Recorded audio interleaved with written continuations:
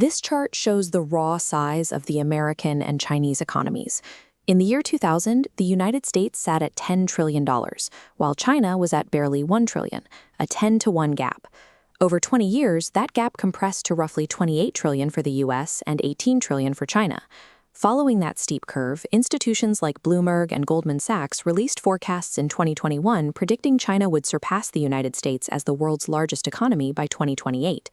Recently, those same institutions started quietly revising their timelines. The estimated date shifted to 2031, then 2036. Now, some economists argue it may never happen at all. The confusion comes from how we track economic power. For decades, the global focus has been fixated on a single metric: total nominal GDP growth rates. Evaluating who is winning the superpower race requires looking past the top-line spreadsheet. The actual balance of power is defined by hidden structural metrics. China's economy has hit severe overlapping roadblocks. For years, their growth was powered by real estate. Companies like Evergrande borrowed billions to build entire cities.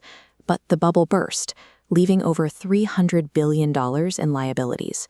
Thousands of apartments were paid for and never completed, crippling a sector that makes up roughly a quarter of their entire economy.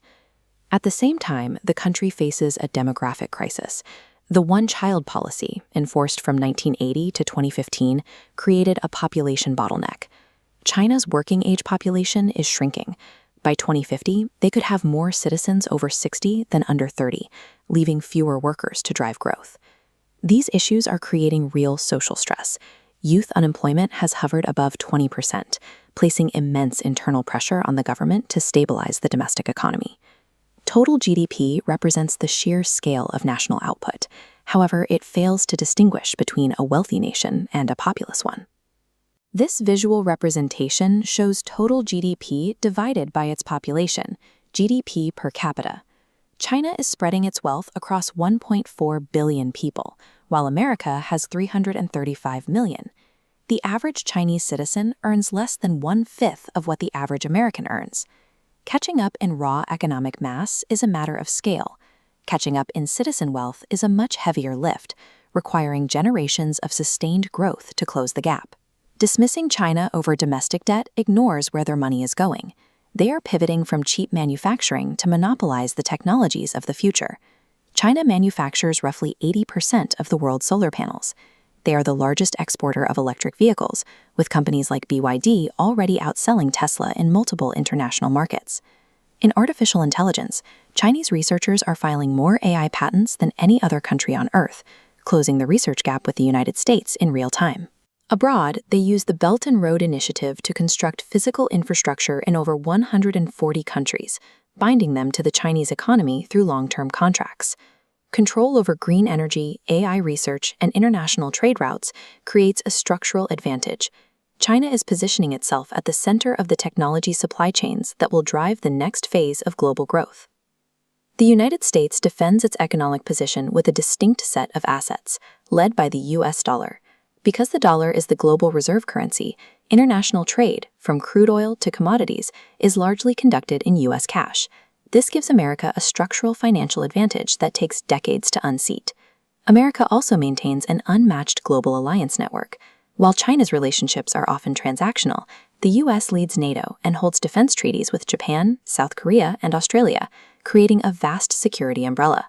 Finally, there is soft power. American universities and immigration pipelines absorb the brightest minds from every corner of the earth. This constant flow of talent renews America's ability to innovate at the highest levels. This system of currency dominance, military alliances, and institutional talent forms an economic shield that raw economic data fails to measure. Every GDP forecast assumes the world will remain stable. They do not account for wildcards. Global tech supply chains are extremely fragile. Taiwan is home to TSMC, which manufactures the most advanced semiconductor chips on the planet.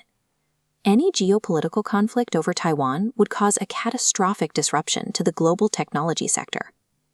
Artificial intelligence is another variable. If AI delivers its promised productivity gains over the next 5 years, the nation that successfully deploys it first could pull ahead economically, making traditional industrial metrics obsolete. A shock to supply chains. climate resilience, or technology deployment matters more to the balance of power than a decade of steady GDP growth. In the metrics that dictate daily life, citizen wealth, currency dominance, and global alliances, China will not overtake the United States by 2030. However, China is not collapsing, and America is not coasting to an easy victory.